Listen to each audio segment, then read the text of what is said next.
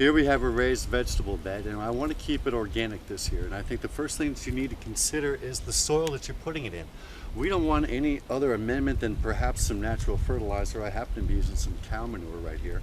I have great drainage on this soil. We have a little bit of organic material that's also going to aid in the drainage. And I have here peat pots. So these are going to be out of the plastic. All you do is break apart the peat and you drop the plant into a good hole. You want to provide the plant with a bit of support. Once the bottom has been pulled off, the plants are going to pull themselves through the bottom of that pot. Now, again, with the organics, it's not so much in the soil preparation, but it's what you're going to be adding to it. You might have a pest issue to deal with later in the season.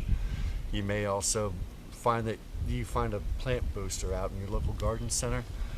If you really find that you need to amend the soil, again, come back through with some natural composting, something again like the cow manure. Turn it in, get it around the root system, give it a good soak, and you should enjoy. And those are some ways to grow organic vegetables in a raised bed.